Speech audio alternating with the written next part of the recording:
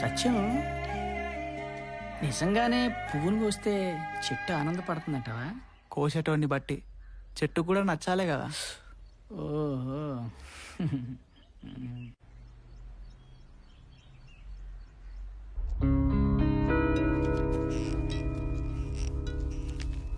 ఇప్పుడు దీన్ని ఎపిసోడ్స్గా చేయాలంటే స్టేట్ మొత్తం తిరిగి చాలా రిసోర్స్ వేస్ట్ ఉంటుంది. రాజ్యాంగం వాళ్ళకి ఇచ్చిన హక్కులు తెలుసుకుని ఏం చేస్తారు అంటే that's a different issue.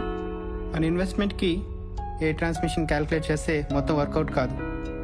Anyway తర్వాత చూద్దాం. Good morning. Good morning. Hello sir. మా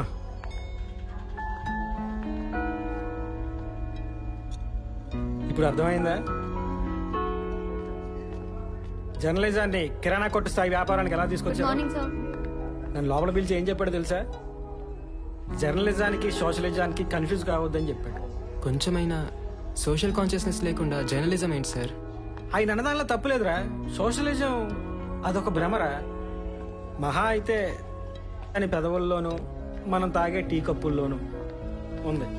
ఈ కరోనా పుణ్యమా అని అది కూడా పోయింది. ఏం చేయమంటారు సార్? బోర్ కొట్టేసింది, రిజైన్ చేయాలని ఉంది. నువ్వు తొందరపడకు. మన చుట్టూ కూడా ఇన్వెస్టర్స్ తిరుగుతున్నారు. త్వరలో మనమే ఛానల్ స్టార్ట్ చేయొచ్చు. అప్పుడే ఎవరితో అనకు. నువ్వు ఇంటికి వెళ్ళు, నేను తర్వాత ఫోన్ చేస్తాను. మ్మ్.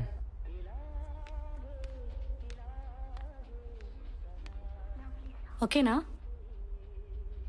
ప్రతి ఆఫీస్లో ఉండే ప్రాబ్లమే ఇది. Maybe they are right. It's pure business. Hmm. మనుషుల్లో లేని విలువల్ని వ్యవస్థల్లో ఎందుకు చూడాలనుకుంటున్నావు? నువ్వు సినిమా చేయాలనుకుంటున్నావు కదా? పోనీ నువ్వు అనుకునే నిజాయితీ సినిమాల్లో మాత్రం ఉందా? C at least he's calling. Hello sir, ఇప్పుడే కాల్ చేస్తాను. హాయ్ జాను. హాయ్. పైకి వెళ్తున్నాను, వస్తావా? నేను రాను. మా నాన్న ఇక్కడే ఆడుకోమన్నాడు. అవునా, బాయ్. బాయ్.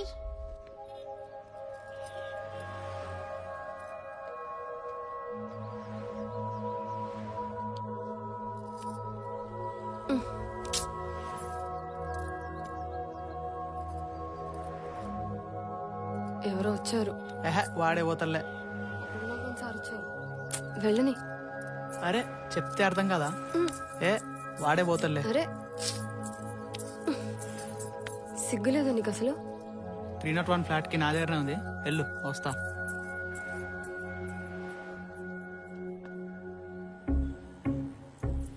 రేయ్, నీకు అసలు సిగ్గుందా? మనం ఇంట్లో తలుపులు వేసుకొని తింటూ పక్కన తినేయకుండా ఎట్లా చూస్తుంటారా? చదువుకుంటే చాలా, సంస్కారం కూడా ఉండాలి కదా. సార్ నమస్తే.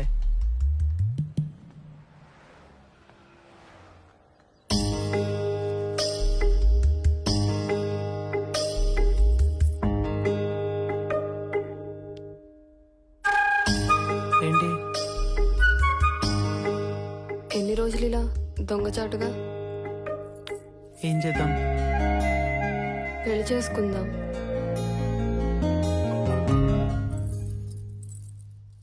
పెళ్ళనే మాట నాకు. పెళ్ళంటే నాకు వైగ్రా కూడా పనిచేసి చెప్తున్నా.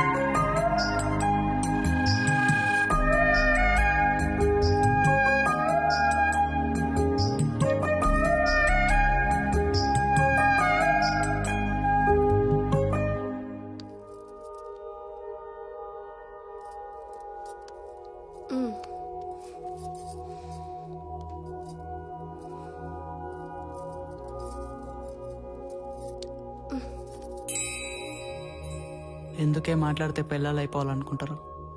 పెళ్ళామనేది తీరిపోయిన కోరిక, ప్రియురాలు తీరని కోరిక. అలానే ఉండు, మోజుగా ఉంటావు.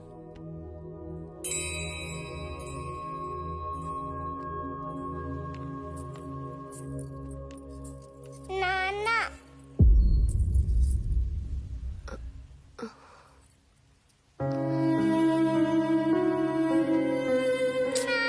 రాను.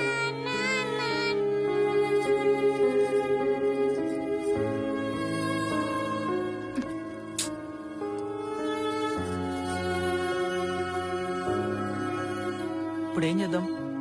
సరే చూసి చూన్నట్టు వదిలేయి, కాదని గొడవ పెట్టుకుంటావా? అందరూ తెలిసిపోతుంది. దాని అయ్యి వచ్చి నా కూతురు పరిస్థితి ఏందంటాడు, అప్పుడు దాన్ని కూడా వేసుకోవాల్సి వస్తుంది. మహా అయితే 2-3 నెలలు ఉంటుంది ఆ మోజు, అంతే. తర్వాత దాని దారిని అదే పోతుంది. దా బెట్ట, ఐస్ క్రీమ్ తింటావా? దా.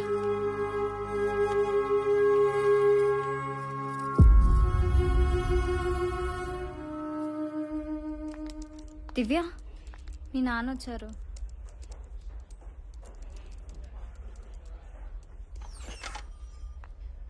హాయ్ దివ్య.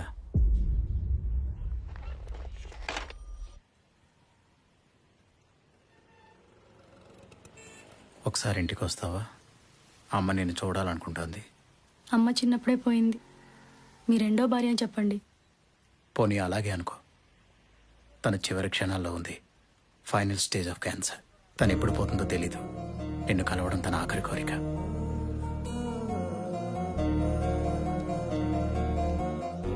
హాయ్ జాను. హాయ్. ఎవరిదా బొమ్మ? మా నాన్న బొమ్మ.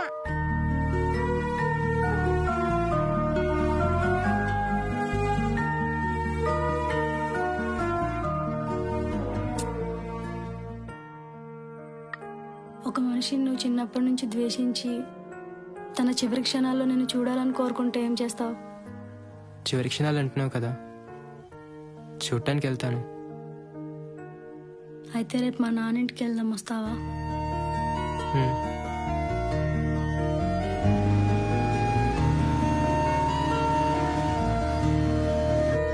లోపలికి రమ్మా.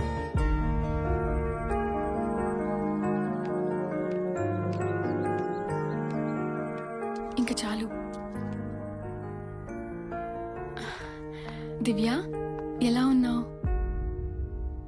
దగ్గరికి రా. రా దగ్గరికి.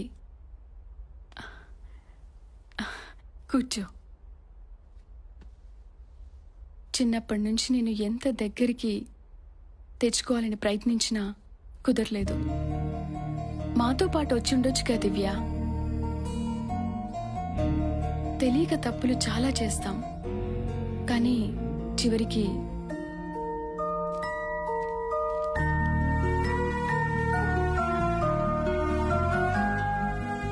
ఆస్తి మొత్తం నీ పేరు మీద మార్పించాను దివ్య. డబ్బు నేను సంపాదించగలను. ఇస్తే మా అమ్మని నా చిన్నతనాన్ని తిరిగి ఇవ్వగలరా? నన్ను క్షమించగలవా దివ్య?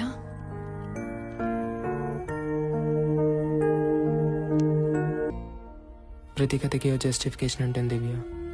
కారణం తెలియకపోవచ్చు, జరిగింది ఏదో మర్చిపో. నువ్వు చెప్పు, నీ లైఫ్లో నేను ఎలా ఉండమంటే ఎలా ఉంటాను?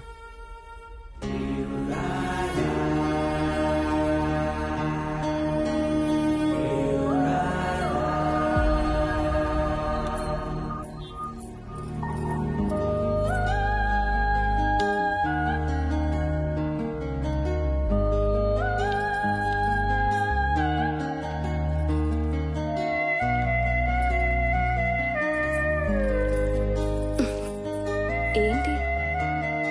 హ్మ్?